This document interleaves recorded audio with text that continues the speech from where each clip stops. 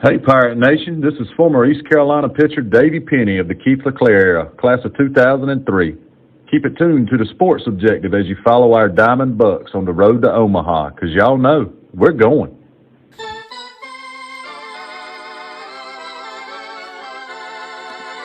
You're listening to Extra Innings, presented by Next Level Training Center on the Sports Objective. Join us every Sunday night on Facebook Live and our YouTube channel as we talk East Carolina baseball.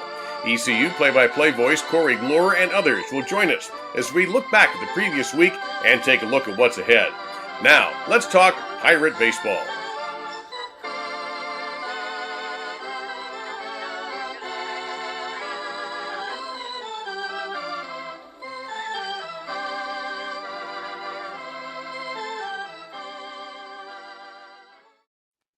Welcome into Extra Innings right here on the Sports Objective, brought to you by Next Level Training Center. Very happy to have the owner of Next Level Training Center. We'll get to him in just a second, Trent Britt. I appreciate for him for all the sponsorship this year and support of the show and this very show for talking East Carolina baseball. Hey, ladies and gentlemen, we have Kyle from LaGrange Barber. How are you, man? What's going on, Dave? Good to be here with you on this Memorial Day Eve, if you will, as we sit here. Within minutes, the anticipation's in the air. You can cut the electricity with a knife. We're going to find out the host sites. Will the Pirates host? We'll find out for sure here in a matter of minutes. What's up, Bubba Rosenbaum? I appreciate you, buddy. Even though you've been working really hard today behind the scenes as we get ready for finding out where the Pirates and everybody else are playing. Yeah, just finished mowing, but prior to that, I had my own whip-around coverage of ESPN Plus with the different college baseball conference tournament championship games going on this afternoon, and then also the super regional game in JMU punching their ticket in softball for Oklahoma City. Very cool for them, and beat Missouri, right, at the super regional there. Yeah, and they took down Missouri. I think it was 7-2, and that was yesterday. Missouri had beat them 7-2. Bubba, do you think there's a market out there for you to have a your own YouTube channel with people watching you watch baseball? I'm sure some might say that, but I'm certainly not in the market for that. It's not my thing. Okay, all right. Well, some people actually think that people want to watch them watch games. So I didn't know if you knew that. Yeah, I think that's to the south of us in South Carolina. But anyway, ladies and gentlemen, the owner of Next Level Training Center and sponsor of this show, Trent Britt. How are you, sir? I'm doing great, guys. What a great weekend. I have wife had a little minor knee surgery on Friday, so I've had an excuse to watch every conference tournament game that's been televised, and then some on ESPN Plus this weekend. So it's been a lot of baseball and softball for me this weekend for sure. No doubt about it. Let's talk about the Pirates. They fell a little bit short, obviously, last night, but certainly the way the tournament started early in the week on Tuesday against Memphis, they had a nice little run, and I don't think we'll find out in a matter of minutes, but Trent, I'm going to put you on the spot first because you're the expert here. I just don't see how in the world that the committee could leave Greenville out of being a host for a regional. Do you?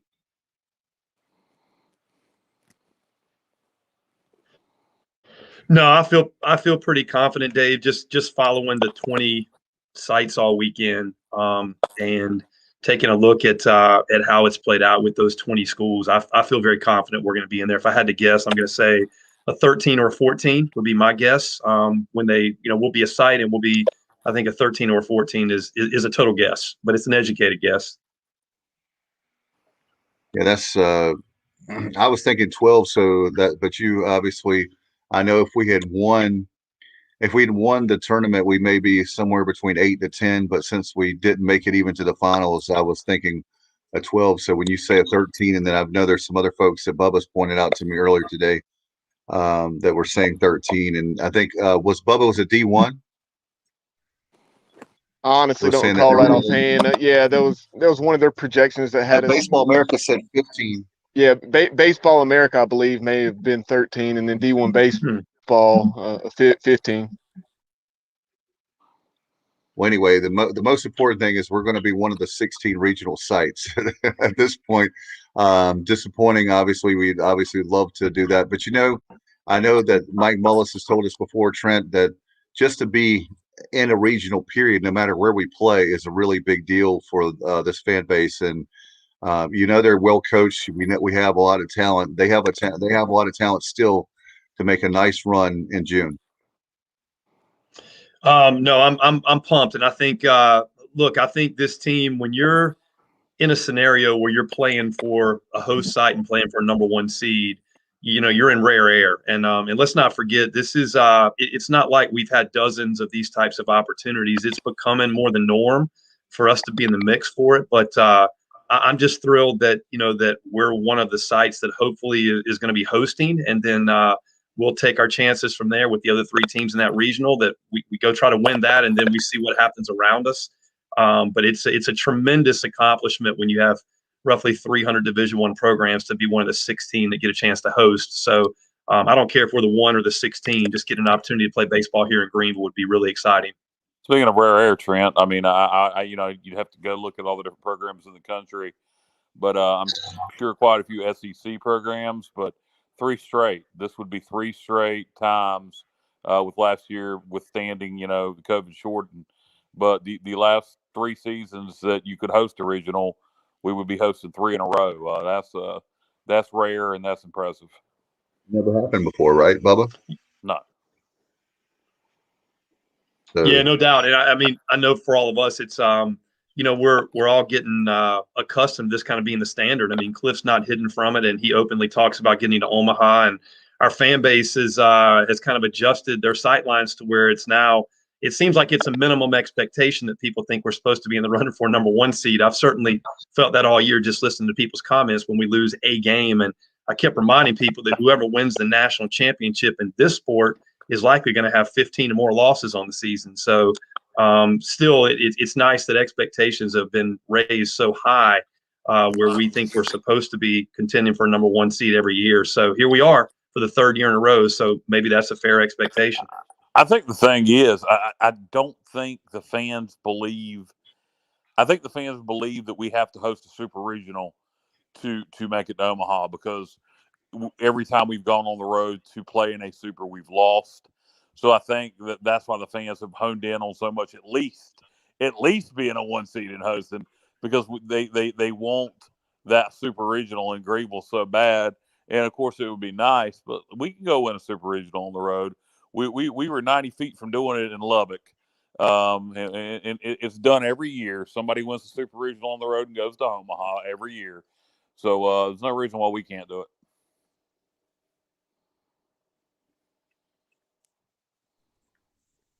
Yeah, no doubt. That one super regional victory came obviously out in Lubbock, and let's take a look at the conference tournament. We won't spend a ton of time on it, but after the Pirates wrapped up the regular season with those 2 consecutive losses, unfortunately another poor outing against Memphis, 11-1 loss in 7 innings. Got off to a great start. Connor Norby went yard, and I thought, okay, here we go. And then it was largely all downhill from that point on. Yeah, it sucked. Let's not talk about that game. I mean, that's all that really needs to be said about that game. That game was terrible. Probably, there's probably 2. That's the worst game we played all year. well, yeah, I I was just agree with reading Kyle. Not a whole lot of reason to really discuss that. I think Coach Godwin summed it up best. We got our butts kicked, and there's not much more you can say about that. Yeah.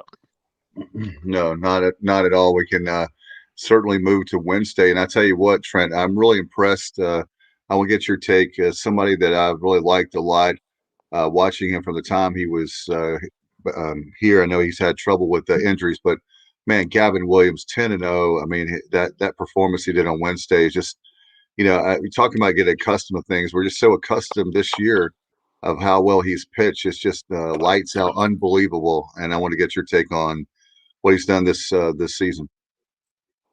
Well, I tell you, I don't know about you 3 guys. I'm sure you probably agree, but for the first time, really, I felt this way about Jake Agnos, and I feel this way about Gavin Williams. He makes me think that no matter who we get matched up with in a regional or super regional, even if it's a Kumar Rocker from Vanderbilt or a guy of that caliber, that we've got a guy we can run out there and he can be just as dominant as Arkansas's number 1, Vandy's number 1, Florida's number one. And I think Gavin's stuff has been that good. And right now, the only question is, can he extend it through 8 or 9 innings? Because that's really been the only chink in his armor. And I think a lot of that's just because that's how we've managed him. We've tried to get him out of there and kind of preserve his arm. And I don't think he's exceeded 100 pitches in a start this year. And so I could not be more impressed with Gavin Williams. I think he's just been spectacular every time he's taken the ball. Did he pitch all 7 against Cincinnati? I believe he did, didn't he? I think 7 is the max he's gone, but Bubba, you might have to check me on that. But I think that's as deep as he's gone. And like I said, I think a lot of that's been by design. Yeah, I think so too. Right? We seem to like to get in the bullpen as soon as we can. Yeah. I mean, well, not only that, but the fact is, Trent, one of the things I love about Cliff, and obviously you've been around baseball for a long, long time, is the fact that he wants to make sure not only to win the game, but he doesn't want to hurt these guys as far as their future. When it comes to the professional ranks, I've always appreciated, respected that as far as his baseball, not only his baseball knowledge, but the fact that he really cares about his players.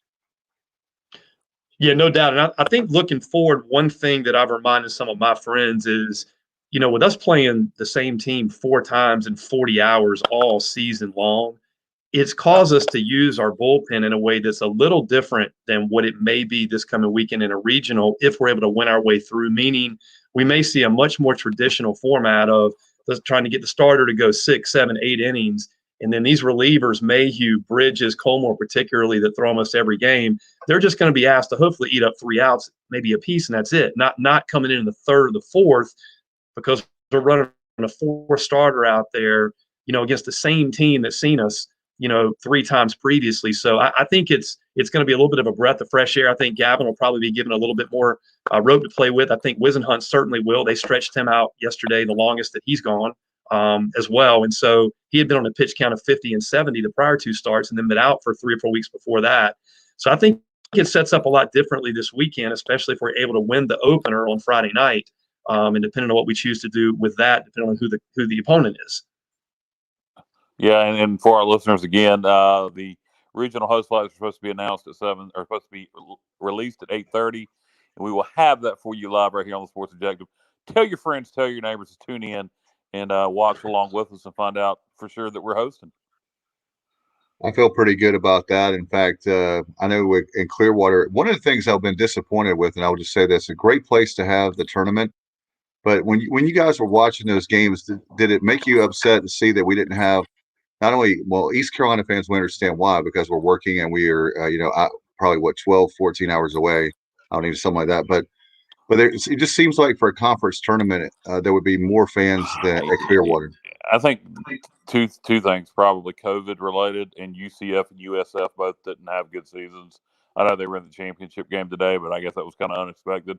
I think if you have the Knights and the Bulls with better seasons and in a non-COVID year, you'd have bigger crowds, but it ain't never been a packed house down there. No. No, I mean that. Nope. Great facility and great location to have it, though. Yeah, I'm not complaining about. That's my point. I'm not complaining about the facility at all. I'm saying that. I mean, my God, Clearwater, Florida. You have like the beach right there. Yeah. You have a lot to do there. If you want a big crowd, you need to go back to a campus. And I agree, Kyle. Yeah, I don't think people are waking up in Tampa, Florida, or Clearwater Beach, and having the American Athletic Conference tournament at the top of their list of what they're going to go do for entertainment in a given day. And it's just not a college town to begin with. Even when USF's winning, it's not. And so I think that's just part of what comes with it. You're a long ways away from every fan base, and unless the length of the tournament's a factor too. Unless people can afford to take off the whole week, it's tough to go down there. You don't know if your team's going to win or lose the first game. So if you try to make a vacation of it, that's really the only option, as opposed to trying to time it out and saying, hey, well, we'll come down the weekend if we're still alive. It's a tough trip to make. And, then you factor in as well that if you've already got an NCAA tournament bid, then that makes it even tougher. Luckily the other 7 teams knew going in they had to win it. So I think those are all factors. And I think you're right. If you're going to do the trip, you almost got to put it in the mindset is, all right, if you go to and barbecue, whatever, you got to make it your week vacation. It is going into Memorial Day, so you can make it your Memorial Day weekend and go down a few days early. So I mean, I'm I'm not screaming about moving it unless we're going to start rotating campus to campus.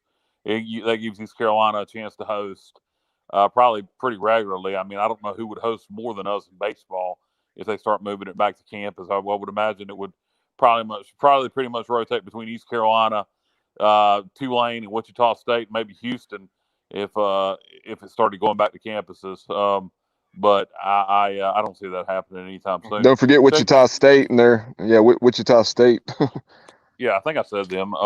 Yeah. But before change subject briefly right before the regional sites come out, what did you guys think of the softball hire? On paper, it looks like a good hire. Absolutely. I'll go ahead, Trent. Go ahead, Bubba. No, go ahead, Bubba. I thought it was an excellent hire. I mean, you're getting a guy that has 13 years of head coaching experience, a decade down at Charleston Southern, and accomplished some things there that their program had never accomplished, like going to the NCAA tournament, and then up at George Washington,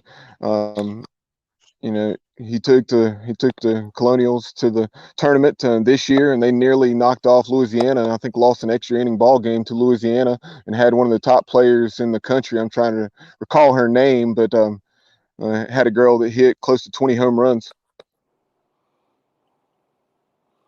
Yeah, and you talk about coaching at Charleston Southern, and then at GW. So he's obviously knows the area, South Carolina, the DC area. So knows this whole region for recruiting purposes. So I like the hire.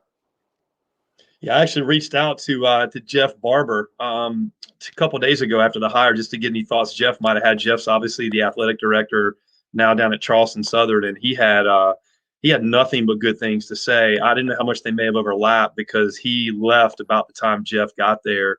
But Jeff said he was a terrific coach and a really good guy as well. He said he thought he would do very, very well here. So I was excited that Jeff usually shoots straight with me.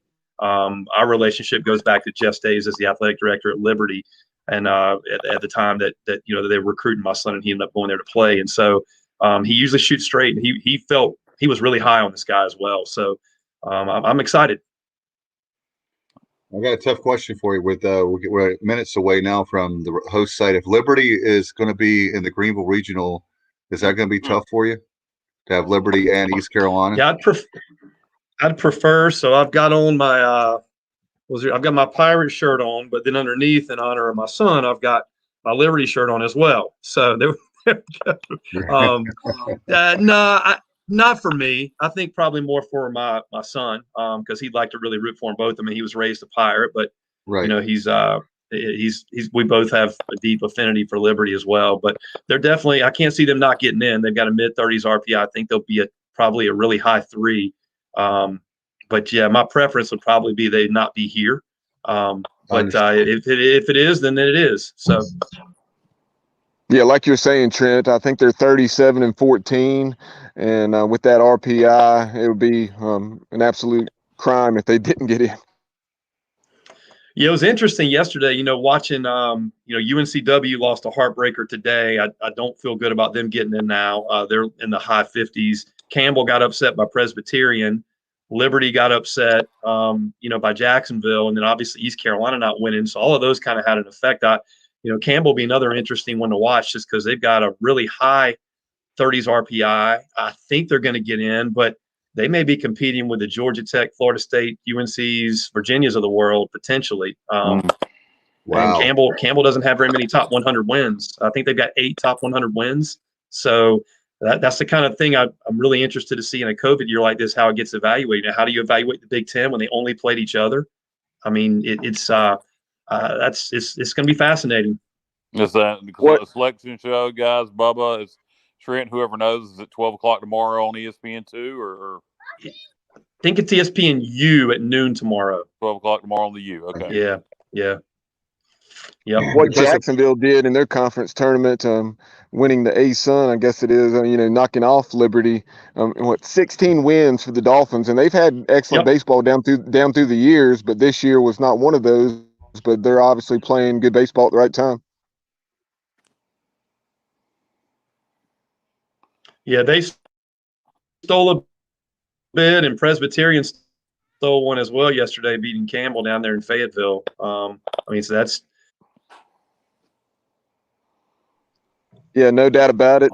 But getting back to the Pirates before we talk about the regional host sites that are about to be unveiled, Trent, you were touching on, some of the pitching.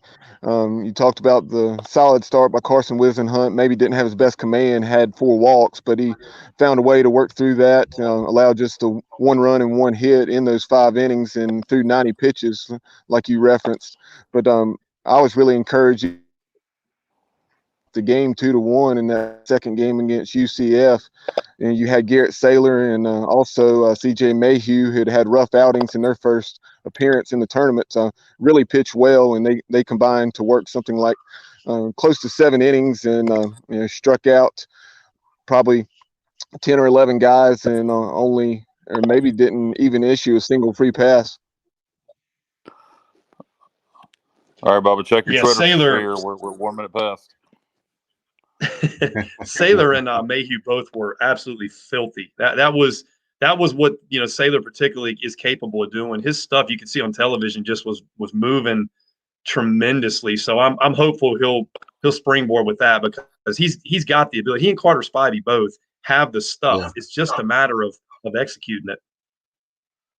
I was going to ask you those 2 pitchers, so I'll go ahead now while we're waiting to hear the regional host sites any second now. We should be finding out. I know Bubba's checking his Twitter feed, but Trent, those 2 guys, we're going to make a deep run in June for the regional, super regional in Omaha. Those 2 guys right there you just mentioned are 2 guys that I've had on my radar as far as pitchers. We've got to have them to pitch what, they have the talent. It's not like they're pitching above their talent, Trent. They've just got to pitch up to their talent, right? Yeah, that's how I feel. I mean, I feel like personally, I don't know about you, Kyle, but I feel like what you're going to get with Mayhew and with Colmore and with Bridges. They've been run out there now time after time. I'm very comfortable that those guys, I mean, they've been ridiculously good, particularly Mayhew and Colmore all season long, maybe just 1 or 2 minor bumps. And so it really becomes outside those 3 who are the next arms. Landon Ginn is obviously on the come. I mean, they're beginning to put him in more and more high leverage situations. But to me, Saylor and A.J. Wilson are probably the next 2 that, from a lefty righty stuff standpoint, I think they trust an awful lot. So, that we saw yesterday from Saylor, that was really encouraging. Yeah, Saylor to me always seems to be all or nothing. But when he's on, when he's got his stuff, he can be unhittable at times. Yeah, guys, we just learned EC will host, as Bubba just found out, and also Justin Butts, one of our viewers, just put it up there that they will host. All right, so do we have all 16 sites?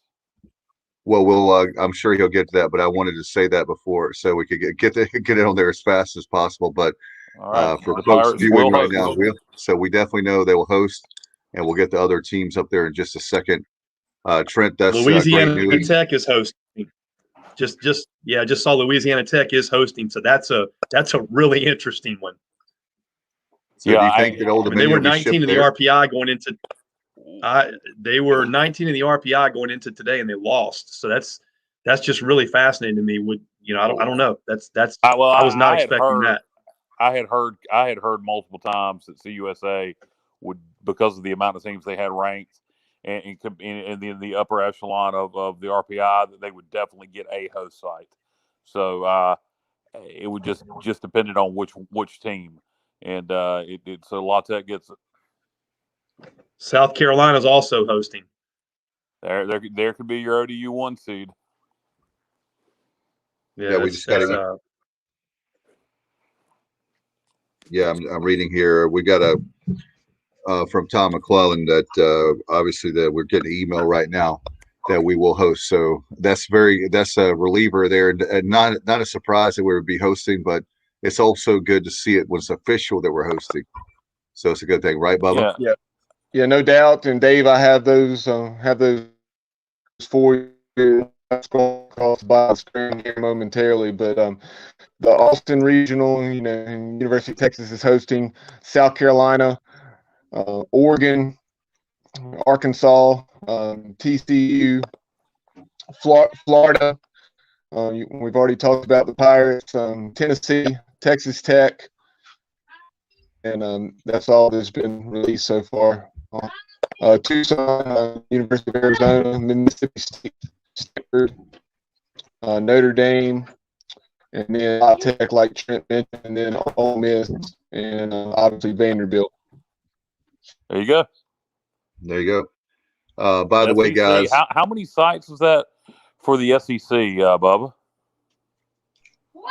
I'll get back to you. Just check out the bottom of the screen. All right. Bubba's getting bombarded there by children and wife. yeah, by the way, Kyle, I want to give this for fans. In the email from Tom McClellan, appreciate him, the AD, assistant AD for relations, for media relations. He actually has tickets are going to go on sale for Pirate fans Wednesday at 9 a.m. for the general public. All session tickets are available $90, $72, and $60 depending on the locations, while tickets for single games are $15, $12, and $10, and will go on sale Friday at 11 a.m. if available. So I will go ahead and tell you right now, Trent, I'm not a betting man, but if I were, you better get your tickets, even if you can't go to all the games. Dave, get them on Wednesday. 100% capacity? I'll have to look through. You're giving me homework there. I was just reading. That was the beginning of the email. I would assume so. I would assume it would be 100% capacity. Yeah, there's no way. That was the word. Originally, the word was, it was going to be 100% capacity, right around 5,300, I think. Okay. Yeah, so, there's nothing in here that says it's not, so I'll assume that it is. Yeah, there's nothing. I think the SEC, my unofficial count, Kyle, with the SEC is 6. I think there's 6 host sites for the SEC. Okay, all right, that's a lot, but it is the SEC. So well, I think the surprising one for me is South Carolina. I think that surprises me, to be honest with you. I'll be very curious to see who's there as the one. Yeah, you said it. You definitely said it. But let me ask you this, Trent. One of the things I know that we've talked to Coach O and that you obviously hear regional, but do you think this is more about geography being region as far as having the host sites with COVID this year versus maybe is it less fair this year than normal because of that? Yeah, I really don't know. I think until we see the selection show tomorrow and get the full picture, it's going to be hard to say because, and I think actually it's 7 SEC sites, Kyle, 7. Wow. I just got a text from my son and said it was 7, not 6. So we're doing math on the fly. But I think, I think the question for me, Dave, would be if South Carolina is hosting, they're clearly not hosting as a 1. So, who is the one in that region? That could very likely be ODU. Yeah. ODU. You would think, but I think until we see the full picture, it's hard to know because obviously, if you're going to make ODU the 1, I think it would be unfair to make them the 1 with the season they've had and then send them halfway around the country to do it. So I think this makes it a little more fair, and maybe that did or didn't play into South Carolina hosting. I'm not sure. So I guess for me, I'll just withhold an opinion until I see the full picture tomorrow of who's in and who's not. And what I want to know is how many ACC schools are they going to stick in our regional? I mean, will they do multiple ACC schools in one regional? I mean, could you see both the Tar Heels and the Wolfpack in our regional as a 2 and a 3? Or Duke? Yeah, Duke and Nose. Right? Yeah. Ooh, see, I'll tell you what, we own Duke. And I actually mentioned this to Bubba. I said, back during the regular season, we have owned Duke. We beat them every time we play them. I said, watch, we'll play them in a regional and they'll beat us. You got to give them props today. I mean, they haven't won a ACC title since 1961, and what Chris Pollard that he's done at Duke. Being originally from Durham, the baseball program was. I know Trent, it hasn't been. They haven't been able to hang their hat on baseball, but he comes in and they've really done a nice job of building that program. And he has 2. He has 2 super regionals appearances, plus he has now an ACC championship. You got to give him a raise. They have a new AD in Durham. You got to give that guy a raise already. I think. I'm not his agent, but I am a huge Chris Pollard fan. I think Chris Pollard, when he went to App State, I watched what he did. And I'm going to tell you something, Duke is not an easy place to recruit to for baseball, given the scholarship rules. I know a number of kids that they've recruited, but when you start talking about, 25% money to go to Duke to play baseball, that can be a limiting factor for a lot of kids. He does a terrific job. And yeah, if I had my druthers, I would rather avoid them right now with the way they're playing and how well he coaches. But you've got VCU, who's won, I think, 20 straight. You've got Liberty, you've got Duke, you've got State, you got possibly UNC.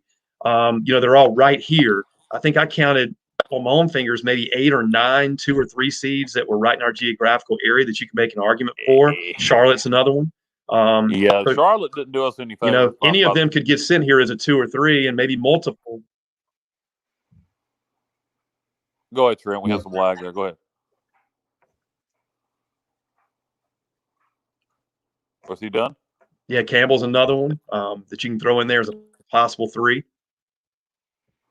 Yeah, and Justin Hare, normally we play Campbell, but obviously with the ridiculous American conference schedule, we couldn't have those midweek games that another great coach with Justin Hare, and a lot of exciting games with Campbell, especially with it being so close from Bowie's Creek to Greenville. Is a short drive for both schools. I wouldn't say necessarily a rivalry, but it's certainly right over there. Oh, I know that. I know. I'm not knocking them at all. I'm just saying that it's a good game for us to play for these schools. No, and I was saying earlier with La Tech getting that bid for Conference USA, Charlotte didn't do us any favors. Had they went and won that conference tournament, they would probably be hosting right now instead of La Tech, and taking some more of these regional teams like Duke or Liberty or whoever maybe potentially away from Greenville. I think we're about to be set up for a really difficult regional. Look, I think if you're Cliff Godwin right now, schools I just mentioned, there's no. Sorry, I was just going to say with he would say they roll out the baseballs anytime, anywhere, any place. I mean, you got to have that mentality, especially, every team, guys. There's not going to be a cupcake. I mean, what cupcakes would you see that it would be anywhere close to us that we would be? I mean, I know there's some that you could argue matchups, and Trent, you would know more about that than I would. But as far as this point, you got to respect it. Look at Quinnipiac. They came in, they beat us the first game 2 years ago. I mean, there's anybody, anytime, any place can beat us, and so it's not disrespectful in East Carolina. I'm giving respect to the other schools that will come to Greenville.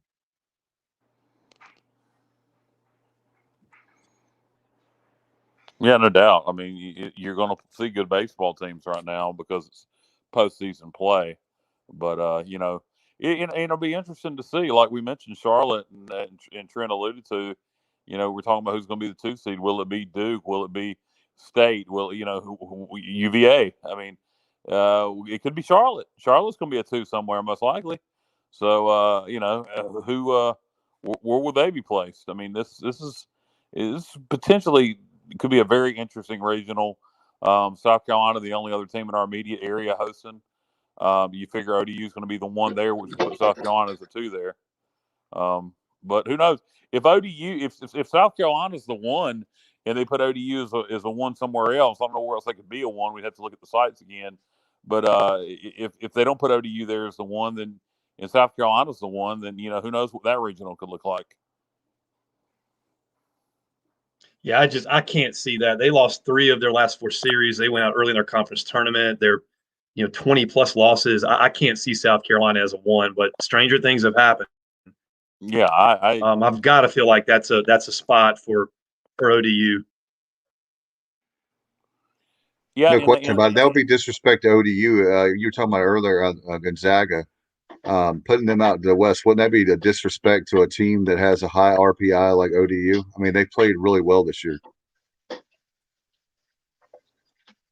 Yeah, they've earned the right to at least stay in this time zone. So hopefully, hopefully that's what's going to happen for them. I think for me, specific to the Greenville region, what I'll be most interested in is that, is who the 4 is. I think there's about as wide a margin in the 4s. You could have somebody like an Army that's a 4. Which is no joy to line up and play. And you've got maybe teams at the other end of the spectrum where you feel like you have a more favorable matchup that don't have a top 5 round type arm. Yeah, lots of times you're right. You look at your 4 seed opponent and you go, yeah, okay, but then who's their star ace? Who's their Friday night guy? Right. And that can be an issue, like you mentioned with Army. And so, I'm with you there. That's always interesting because then if you want to do something different with your starters and save Gavin, you can't do it. Yeah, another No doubt. team. I don't think I'm not going to give anybody. Go ahead, Go ahead, Trent. Bubba.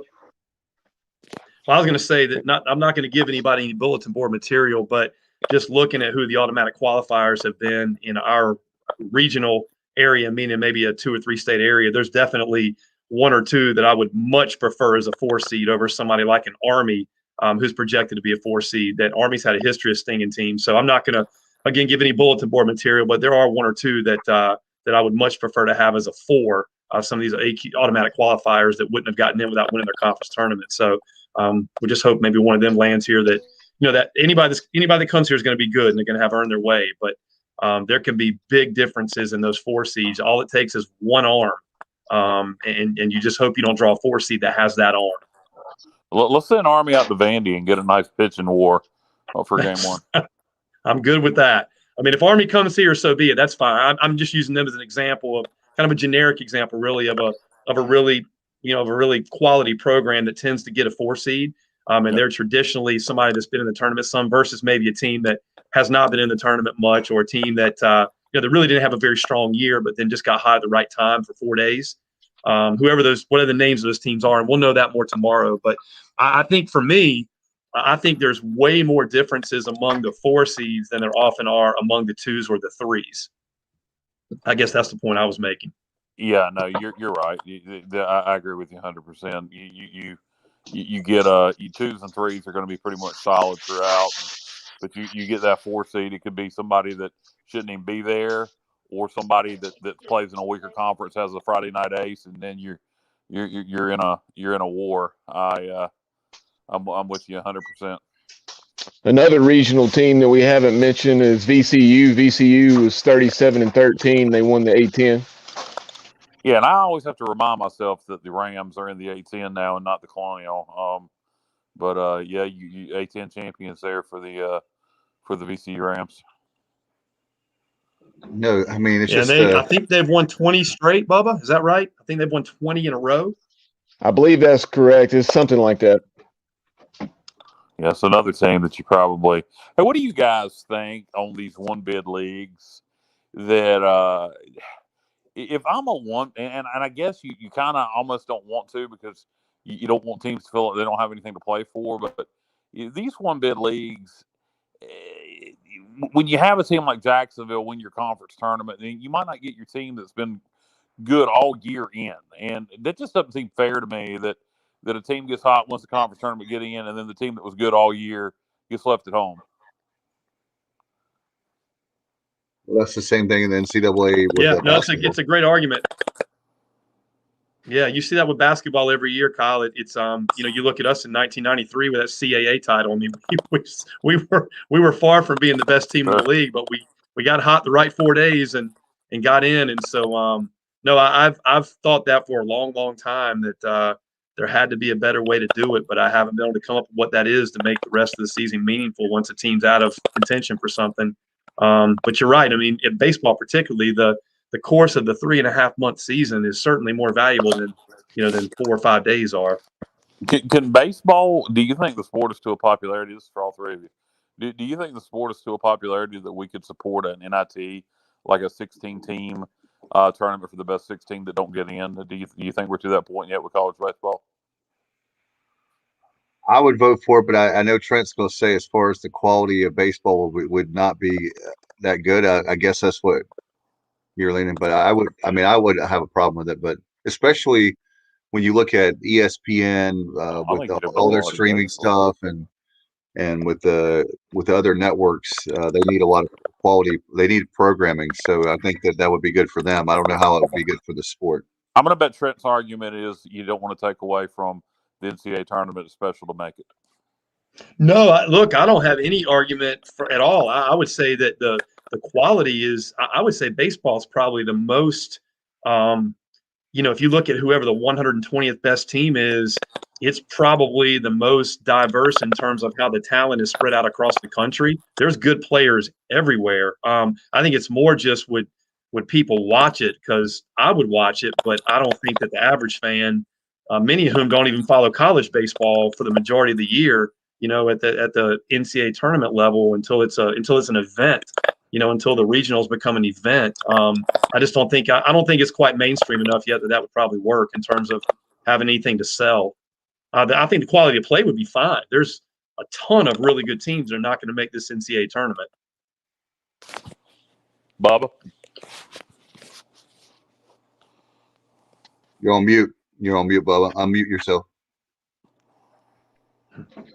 Sorry, I was looking at my laptop. I was using multi devices there, but kind of thinking about it, from an East Carolina fan's perspective, East Carolina going to quote baseball NIT, and it'd be like some other programs that I won't mention, in basketball, where they're not very fired up about it, and understandably so. You can imagine what Pirate Nation and other schools that are good year in, year out in baseball, like East Carolina, how they would feel about it. But I agree with Trent, and there wouldn't be a shortage of quality teams. I don't think competition would be bad where it wouldn't make for a good product. And I guess you're right, though, about maybe some teams not really caring about it and would be, I don't want to go. But, that might not be the case also. You may have some powers every year that don't want to go. I guess it kind of depends. There's always two kinds of bad seasons. You got a young baseball team that was playing well at the end of the year, and you hate to see that season end and got off to a slow start, or do you have a senior-laden team that pissed away a good year, and now you're kind of ready to get it over with? So I guess there's two kinds of teams like that. You know what I mean? Yeah, and then you have to factor in the draft as well, or pitchers that, are guys that are potentially going to be, a 19th round draft prospect. Are they going to be willing to throw extra innings for something that maybe they don't deem to be, important enough to really give their best effort to? So I think that's the other thing with the timing of the major league draft in college baseball. Is so different than the other sports. You'd probably run into that too, where I'm not sure that guys that were draft eligible, and like this year's team for us, we've got a lot more guys that are draft eligible than probably the average fan realizes, because of the COVID year. We've got a large amount of our quote star players that are draft eligible this year. So I don't know. That'd be the other thing you'd have to factor in too. Let me ask a sidebar on that note real quick, Trent. I was going to ask you that later in the show, but I would ask you now. Mentioning the draft, you being a scout in the past, how many guys? I know Coach O said he thinks 6 guys will be drafted. How many guys do you think will be drafted from this team, if you, off the top of your head? Well, I feel certain, obviously, about Gavin and about Norby and about Francisco. I don't think there's any question about those 3. And I've had a chance to just, in sitting the games, just talk with a few scouts about those guys. Interestingly, a lot of the conversation they've had with me has just been about the potential ceiling of Wisenhunt kind of moving forward, and how high they are on him, at least right now, kind of projecting him after next year where he could go. But I don't really know, Dave. I'll be honest with you. After those 3 guys this year, I'm not really sure, because the draft is shortened, and I'm not sure who else is going to get drafted outside of those 3 guys in a 20-round draft. I think that's what's so different. So I don't know about a guy, for example, like Bryson Worrell, who last year was projected to probably go relatively high, and I don't know how he's viewed right now. I haven't had a lot of conversation this year because of the limited contact, and I had season tickets and was able to go, but obviously it wasn't the same this year in terms of talking to people like in the past, and so I really don't know outside those 3 guys what scouts are thinking about who else on this Pirate roster may be drafted this year. If you're just joining us, we want to let you know about 20 minutes ago or so, East Carolina will be hosting a regional, and setting the tone, I guess, for this week. In your mind, if you're Cliff Godwin, who would you have for your starters? Obviously, it's going to be Gavin. We know about Wisenhunt. Who else would you give the ball to as far as if you're for games 3 and I guess 4? if we need him. Hopefully, there's just 3. Yeah, I know. Well, there you go. There's your 3 I'll let you starters. go first. Yeah. I'd go with the 3 guys we've been starting, and then if there's a game 4 and 5, geez, I don't know. I just it really doesn't matter who you start when you get in those situations where we're doing Johnny Holstaff, because you ain't going to play guys more than a couple innings at a time. But probably Cam Colmore would be somebody I would start if we have to play more than 3. Well, it seems like with him, he's actually he started 1 game, right? If my memory serves me right. Yeah, they used him He as an started up opener. in Cincinnati. Yeah, that's the only game I remember him actually starting. But it seems like he's good if you bring him in like a middle reliever, right, Trent? I mean, that's where he's really, really good in the middle innings where we desperately need. Yeah, I'm really hopeful. I'm really hopeful we can use Cam and Mayhew and Bridges the way that I think they'd really like to use them, which is in high leverage relief situations between the 6th and 9th inning. I'm hopeful that we can do that now that we're potentially, if we win, only going to have to play 3 times in a weekend and not more than that. Now, the good news is we're perfectly prepared if we got to come through the losers bracket, because you got to keep in mind there could be teams in this regional, and chances are there will be, that have not been in our situation this year. They've been playing 3-game series all weekend with midweek games. We've been in a situation where, again, we played the same offense 4 times in 40 hours in conference play all year. And I just don't know if fans really appreciate how difficult that is to manage when you're calling pitches and trying to set up pitching scenarios. So I think my hope would be that we would get a 1 seed, and we would get paired with a 4 seed that the coaching staff feels confident enough in terms of the matchup that we can do what we want to do on Friday night and go with Gavin on Saturday, Wizenhunt on Sunday, and slam the door on that thing. I think for me it would probably be Tyler Smith. You hand the ball to him in game 1 if you have the right matchup. You may have to throw Gavin. You may have to throw Wiz. Depending on what the matchup is that you get him, because you've got to win game 1 and you can't mess around with it. But I've got confidence if they hand the ball to Tyler Smith, or if they decide to hand it to Cooch, that they're going to feel like they've got a matchup there they like. And again, we'll be able to use our relievers a little differently if we're not having to play 2 games in a day and not play the same team 4 times in a row. And Trent, we have Shell Powell's asking us a lot here on our comments. One of our viewers about, he's asking is Cooch in the rotation. He's been asking about if you could give some insight on Cooch. He's asking as far as the regional, will he be in the rotation? Yeah, I don't know. My opinion would be, and I'd love to hear y'all's as well. I don't know what the coaches are thinking with that. I think based on the way they've used Tyler and Cooch in the last week and a half to 2 weeks, I think to me, going into the weekend, that it seems like probably that Tyler Smith right now, if you had to number him, would probably be considered the number 3 guy just based on usage. I don't know who number 4 is. Maybe, like Kyle said, it's Johnny Holstaff with using an opener and then a series of relievers. I think that's where it's a strength that we have pitched so many guys this year, in key situations. But I feel like that Cooch is going to play an important role at some point this weekend, whether it's, being a situational lefty, a long reliever, whatever it may be. I feel like that Cooch, they trust him. We know who that guy is. He's done a lot of things during his time here. And it's just a matter of him, getting some confidence. I thought he threw 2 pretty good innings, obviously yesterday. And was it yesterday? My days are all running together. Whenever he threw 2 really good innings. He started game 2.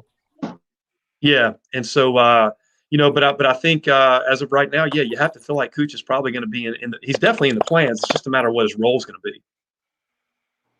No question. And again, Trent, there's what about the freshmen that have come, guys like Ginn that come to mind, AJ Wilson? There's a lot of guys that are young guys which is the good news for Pirate fans. Not looking past obviously we've got a long road still left of the season, but the good news is our future's bright. It's not like a senior-led team where we're going to lose a whole bunch of guys.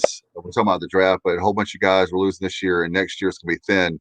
Cliff and Jeff Palumbo, all those guys have done a nice job of recruiting, so we're just reloading every single year. Yeah, Josh Gross will be another one. I know we've talked about him on the show before, but they've obviously shown a lot of confidence in him, putting him out there in some important situations. I think Gen's on the come.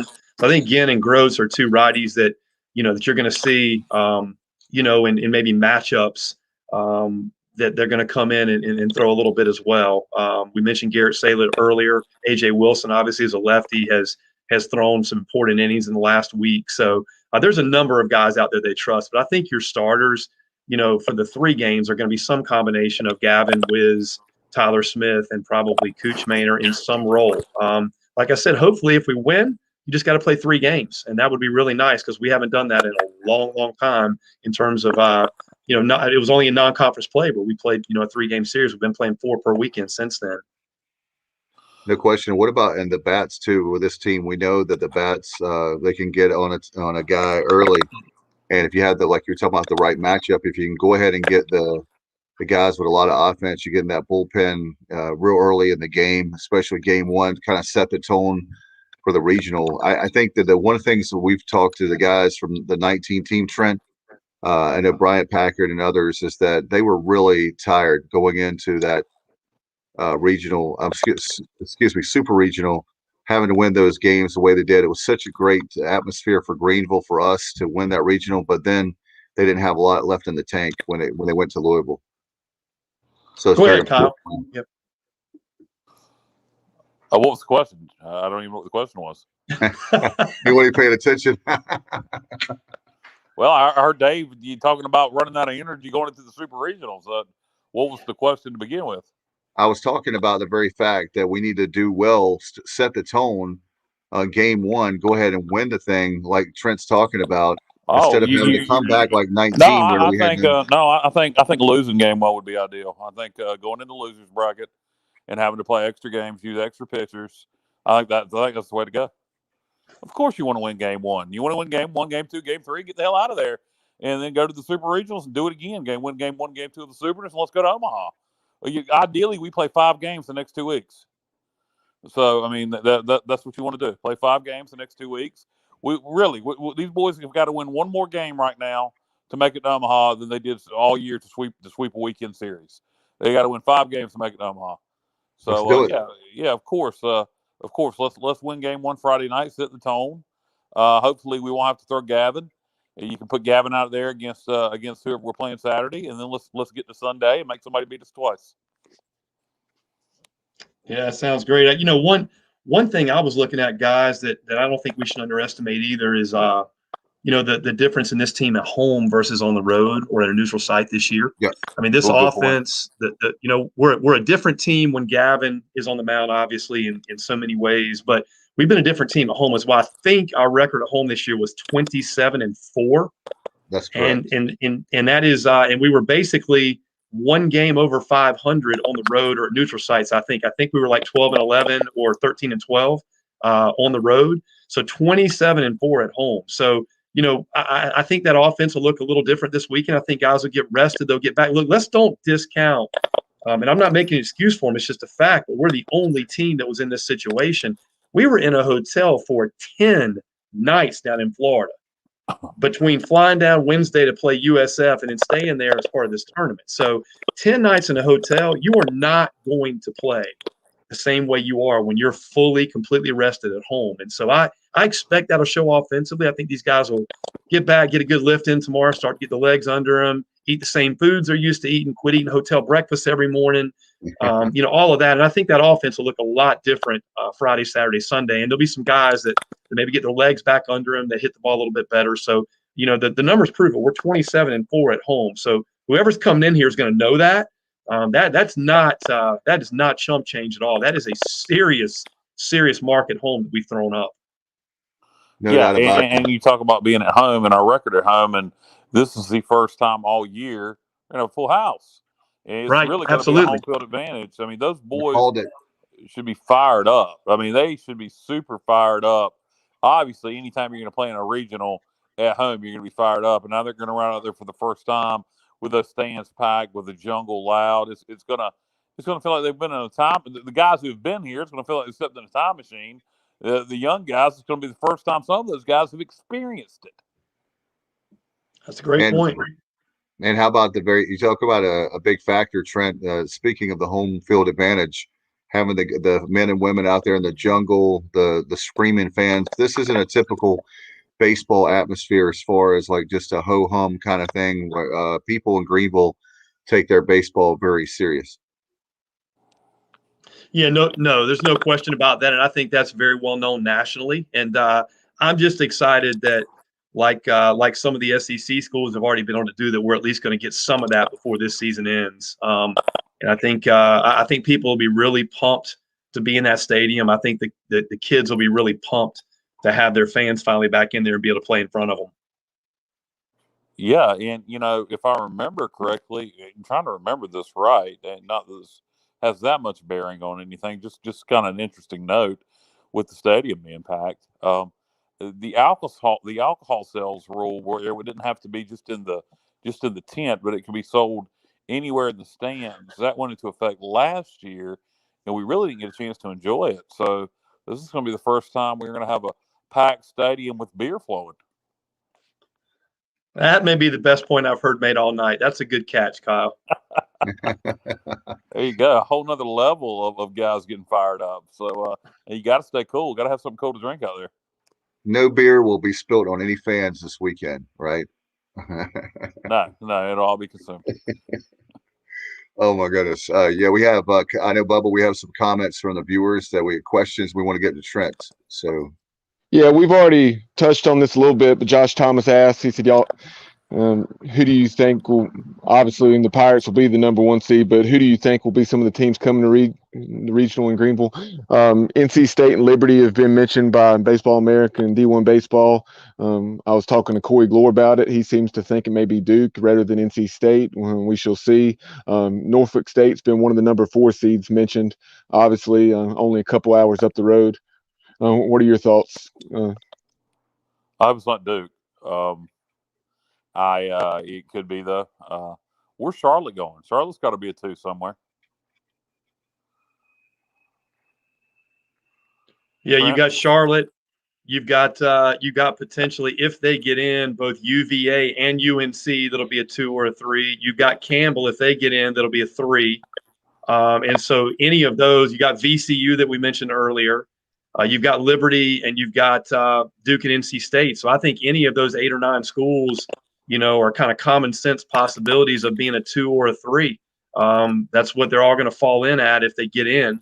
And so all of those regionally make sense. So some combination of one of those ACC schools and maybe maybe an A10 school, maybe a Atlantic Sun school in Liberty, Campbell. So who knows? Any of those are possibilities. And you really have Vandy and Tennessee and South Carolina as the next closest regionals to spread those out among. Georgia Tech is another one that potentially is going to be in. So any of those could be in here. I mean, I would think it'd be some combination of those schools though, with the 2 or the 3. Yeah, and something we're forgetting too. Over the years, typically there's more ACC teams hosting in this area, but your Northeastern schools have to go somewhere, and we may be the closest spot for a lot of those schools. That's a great point. Yeah, I think looking at it, Kyle, that I feel like a lot of those are going to be 4 seeds, Right. But there are some that could be a 3. So it'll be interesting. But yeah, just our surrounding area in our state and state above us, you're going to have 6 to 8 schools that are 2s or 3s. So you feel like they're going to probably land here, but you never know. A couple of teams from the Northeast to keep an eye on. You have Northeastern, who Trent referenced earlier. They walked off UNC Wilmington today in the bottom of the 9th, or excuse me, bottom of the 10th. And I think they're 36-11 or something. They have a very, very impressive record. Well, Fairfield. And they were 20-3. And then you have Fairfield, who play nothing but conference games all year long. I think they were 38-2, 38-3, something like 37-3. Yeah. Yep. Are they going to be a 3 seed, or what are they going to be? D1 Baseball had them listed, for what it's worth, as one of the last 5 in, which would make them a 4. So So again, they could. There's no telling where they could be. As it potentially, especially if they're a 4. If you're a 4, kind of all bets are off. They'll ship you anywhere. So Yeah. And for that conference, now that conference, the Metro Atlantic Athletic Conference gets 2 teams, and you have Ryder and Fairfield. Fairfield. Hopefully, And sure Fairfield will get in. I can't imagine. I mean, come on. Everybody talks about, they say, I've heard that argument all year long from baseball experts, talking about conference only games and the conference week. But you can say what you want to. Anybody knows anything about baseball, that is really difficult to win 37 out of 40 games. They need to get some. It feels like Rodney Dangerfield. They get no respect. Maybe they're not a brand name team, and maybe they're not playing in a big conference, but they deserve respect for 37 out of 40 games. Come on. yeah, no doubt. And I can assure you that if they got given a 4, that's not a 4 anybody's going to be excited to play. That team knows nothing but winning. I mean, winning 37 out of 40 times that you take the field, that's insane. I don't care who you're playing. And so, again, if they do get a 4, and that looks like the likely scenario, that's not – I mean, no coach is going to say it out loud, but that's not a 4 you're going to really lick your chops about getting a shot at. Yeah, and you're right. Winning, people do not seem to grasp how much winning breeds winning. And even if you're winning at your level, and your level of competition isn't the same level as our level of competition, when you got a team that does nothing but winning, it's hard to beat them. They'll play up to the level of their competition just because of the intensity they play with, and they think they're supposed to win. I mean, look back when A&T beat us in football. You had a program that was used to doing nothing but winning versus a program that couldn't put their shoes on right. So it's the same kind of thing. Fairfield's 37-3. All they know is winning, and that's going to be a dangerous 4 seed for anybody. No doubt about it. I know we've got some other comments. Quickly, we can get in, Bubba, and then I know you want to do the automatic qualifiers. Yeah. So Johnny Robertson chimed in. He said, I'm sure that the Pirates will be ready to roll this weekend, but is it possible that that wasted trip to Houston yielded some negative effects that carried over? It seemed as they were a bit out of sync out of that. Or after that, excuse me, Pitt had a 2-week layoff and then finished the season 3-9. Yeah, if we ain't over that by now, this team's not very mentally tough, and we weren't going farther in the regionals anyway. Yeah, I don't buy that either. I just think you got to look at each individual weekend for what it is, and I think we played a really good Tulane team, and I felt like played one of our best baseball weekends of the year. We went to Cincy, and we were on the road, and we played a team that teams were matching up with us. I mean, very rarely did they stick their number 1 up against Gavin with having 2 games on Friday.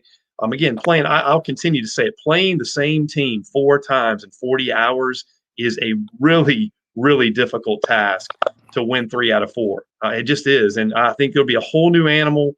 And I think we went through and had a spectacular season winning 41 games. That would have been a great year under normal circumstances of playing a Tuesday or Wednesday game in a 3-game series. I think to do it with 4-game weekends was a real testament to the season we had. I think that's what we're going to see now moving into the postseason. I really do. We also had one more question. He said, what are your thoughts on how early the potential regional sites were selected, and with narrowing it down to those 20? And do you think maybe, one of those Conference USA teams, for instance, may have gotten left out as a result? No, they were in that 20. La Tech, Charlotte. Yeah, that's true. That's true. The only Conference USA team that got left out was Old Dominion because they didn't put in a bid. Right. I think that worked out really well, actually.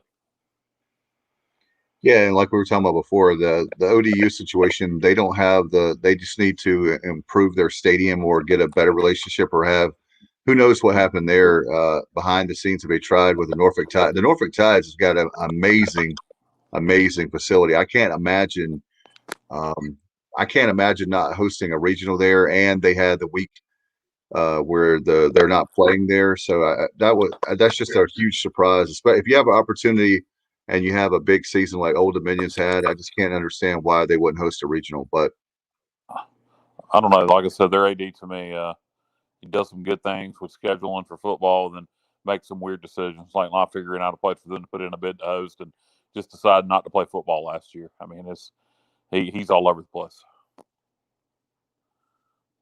No doubt about it. Trent, obviously, I want to make sure people know about your facility. Fantastic. My son's had an amazing season, and it's going to be difficult for me as a head coach because I just found out tonight that I've got to pick all-stars, and my son is one of the best players on the team. So, I want to thank you personally on the air for your support of not only the program, but obviously Alexander had a lot of confidence after he went to the clinic you had a couple months ago before preseason. And anybody that has a chance, whether it's going there or if it's any kind of like training with one of the coaches, obviously there, then I would tell you call right now 252-756 next level TC.com. Go to the Facebook page, which is awesome. If you hadn't had a chance to like that, you guys are awesome, and I appreciate everything you're doing for the boys and girls there in Pitt County, and obviously all the college and pro players too. Thank you, Dave. I appreciate it. Yeah, we've got a great staff, and we're fired up about the Pirates this weekend, and we try to encourage all of our young kids to watch the game. Watch the high school games, watch the college games, watch it on television. Go to games, go to the Wood Ducks games. So yeah, we've got some camps coming up this summer. Folks are welcome to go to our website or give us a call and find out more about that and kind of what we have going on. We'd love to have them. And I'm glad All Stars is fun, so I hope you enjoy that as a dad just as much as a coach. It's a really fun time of year, and I can tell you I have tremendous memories of those summers and the traveling and the hotel and all that comes with it. So I hope you enjoy that as a father as well. But we'll be encouraging all those kids in our place if they can to get out and watch as much baseball as they can this coming weekend in this regional. Trent, unrelated question real fast. Yeah. You're around a lot of kids. Something I've noticed over the last year, sports card collecting has been at its highest since the late 80s to mid 90s. It seems to be a lot of adults that are into it because of a lot of valuable chase cards, etc. Do you see kids collecting like they did when we were young, or is it all adults? No, Kyle, that's a great question. I don't. I mean, I've got still a collection from the 80s that I was more into the NFL cards, and I've still got so many of them.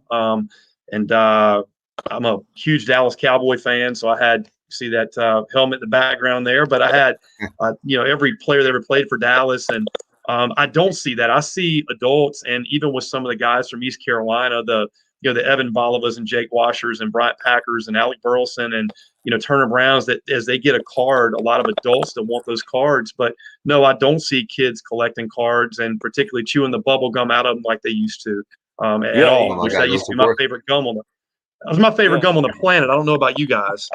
Oh, really? It seemed like every piece of gum, it was like so hard it would break my teeth off. But it was, but man, I loved it. Oh, those little Tops wax packs, and you crack it open, and there'd be that stick of generic flavored gum. Yeah, it's good memories. Yeah. And if you can find that gum, it'll kind of turn to dust. If you find some old wax packs from the late 80s, sometimes that gum will be in there to be almost like pure dust now. But I don't know. By the way, it's an interesting topic. I thought sports cards collecting is at an all-time high since that era, and it's interesting that none of it is involving kids. It's all adults. So big kids, Kyle. Big kids, Kyle. Hey, it's a lot of money in it right now, man. I'm telling you.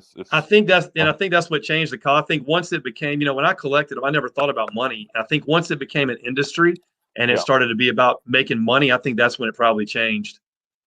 Yeah, no doubt. And I was telling Kyle, by the way, Trent, I don't know if you saw the great one. The Wayne Gretzky's card went for over $3 million recently last week. 3.45 million or something. I was like, "Are you a hockey card? A hockey card going for that?" Yeah, they grade them. They grade them, Dave. And if you got like it may be the only.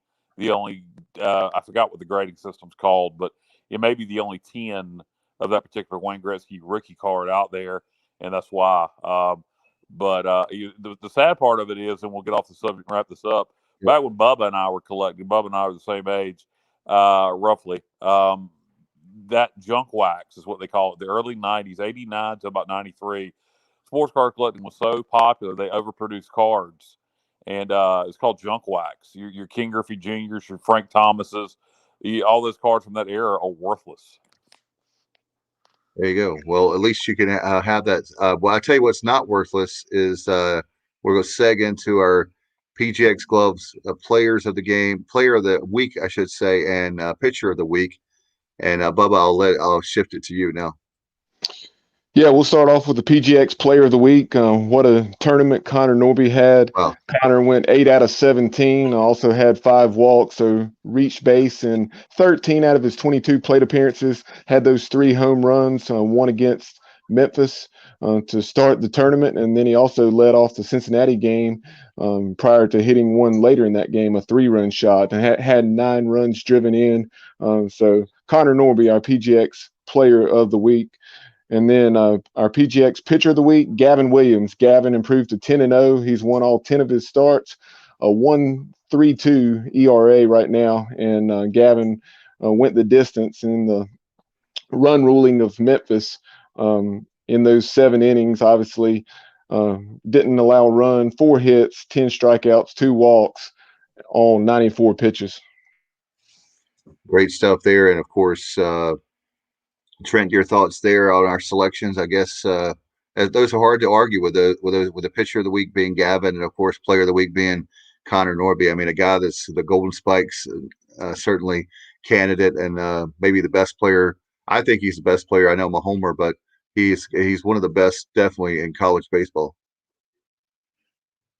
Yeah, well, I mean, you can't argue with those. You could probably pencil them in every week with the season they've had. Both of them just been spectacular all year long. So I just hope they can keep it up. I just am have so much admiration for the excellency that they've had the entire season this year. I just hope they can continue to do it for the next couple of weeks.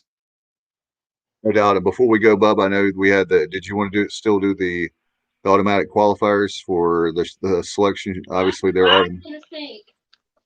Yeah, I mean, taking a look at the automatic qualifiers out of the American, you had USF and the ACC, Duke, the America East. You had NJIT, New Jersey Institute of Technology, ASUN, Jacksonville. The Atlantic 10 was won by VCU. The Big 12 was either going to be Oklahoma State or TCU. Trent, did you see who ended up winning that game? Is it over yet?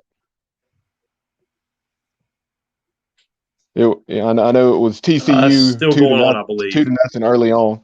I believe that one still is in progress. You had Xavier attempting to beat UConn twice. They had won game 1, and they were up 1-0 in the second game. The Big South was won by Presbyterian. Northeastern won the CAA. Old Dominion, as we've already touched on, won the Conference USA title, taking down La Tech on its home field. Wright State, 35-11, and this is one that caught my eye because of what Wright State's done in the past. They started off the season 0-5 with games at Vanderbilt and then also at Alabama. 3 of those losses by 1 run, and now they have a 35-11 record. Keep an eye on the Wright State Raiders.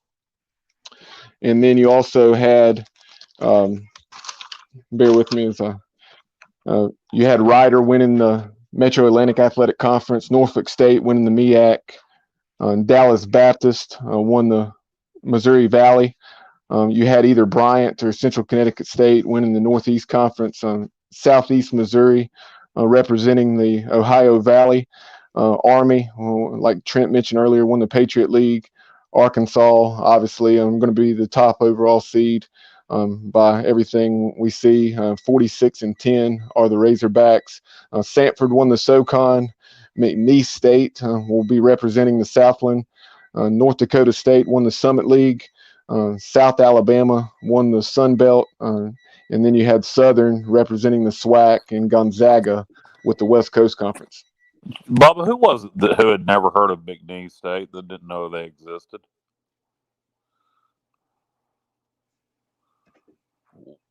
Okay, Bubba evidently. No, sorry, I went to the wrong tab. As far as McNeese State, I'm trying to remember. I believe it was one of the local radio personalities in Greenville. Okay, all right. I remember it being somebody, and I just thought it was Central Connecticut won the Northeast. Okay, thank you. And then also I wanted to mention, they won that. I'm calling it. Central Connecticut State's our 4th seed. I'm calling it now. Trent saying that about Central Connecticut State. Go ahead, Trent. I'm sorry. I was going to say TCU is leading Oklahoma State 10-6 right now in the bottom of the 7th. So TCU is just continuing to do what they've done all year. Also, congratulations, even though they unfortunately didn't make the tournament to North Carolina Central, and they're, as most folks who followed college baseball closely probably realize, they're dropping their program, and they lost in that championship game a 1-run to State. So congratulations to Jim Kerner and the Eagles on an excellent season.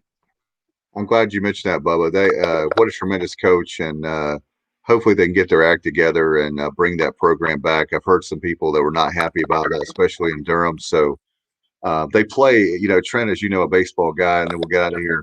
They play at the Durham Athletic Park. I mean, it's owned by the Durham Bulls, but Central's um, got a great coach, great place to play baseball. It's very, very sad. I know that's the reality of, unfortunately, D1 sports right now, but hopefully they can get their act together and bring that back. And I hate it for the guys, that the players and the coaches, for sure.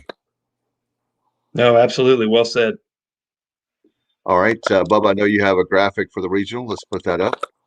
Congratulations to East Carolina hosting for their third straight year as a school record, and six-time hosting, of course, in 01, 04, 09, 18, 19, and 21. Four-time hosting at Clark LeClaire. And, of course, we did it in 01 in Wilson and 04 in Kinston. So just think about where we've come from. Very proud of East Carolina, Cliff Godwin and company, for a great accomplishment. By the way, again, Wednesday at 9 a.m. If you want tickets, you better go ahead and get those tickets Wednesday at 9 a.m. ECUPirates.com, 1-800-ECU. Trent, thank you as always, my friend. Again, how can people reach you? And if they have any, obviously they want any kind of training for baseball or softball, or certainly the clinics you have coming up. No, thanks for having me on, guys. Yeah, just Google us at Next Level Training Center. Is the easiest way. We've got a Facebook page, a website. We try to keep up to date. Welcome to stop by. We're open. I'll be in tomorrow 6 a.m. to 9 p.m. So we're open on Memorial Day as well. We'll have people when they're using the place. So just appreciate all y'all's support, and looking forward to watching more college baseball this weekend.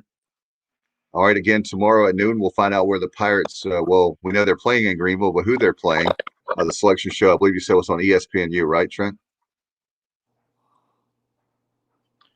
Yeah, I think it's ESPNU. I know it's at noon.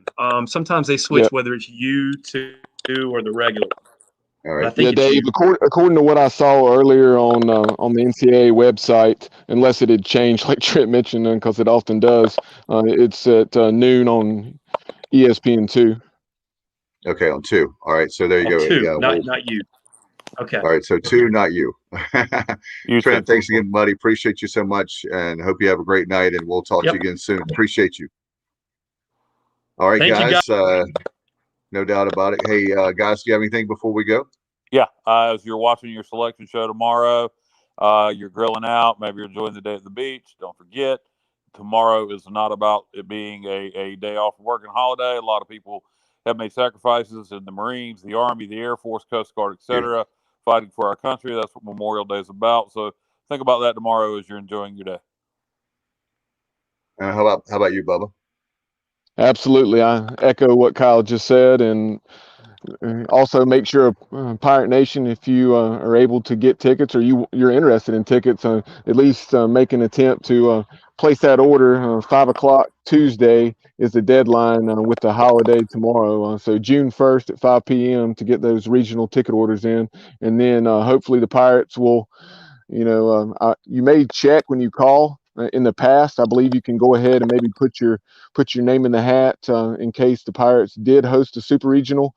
But the deadline for that, should the Pirates advance to a super regional and they were able to host, would be June 8th at 5 p.m. So keep that in mind as well. And while you're doing that, go ahead and get your season football tickets. No doubt about it. ECUPirates.com or 1-800-DIAL-ECU or those numbers. All right, guys. Thanks to Trent Brent, the owner of Next Level Training Center. Appreciate him. Thanks for Mark Minakazi for his support of the program with the PGX Player of the Week and Pitcher of the Week. Thank you, Kaz, very much. Thanks to all viewing and listening.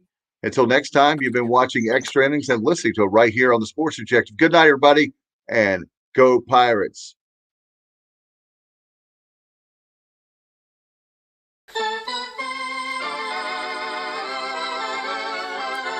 That concludes this week's edition of Extra Innings, presented by Next Level Training Center on the Sports Objective.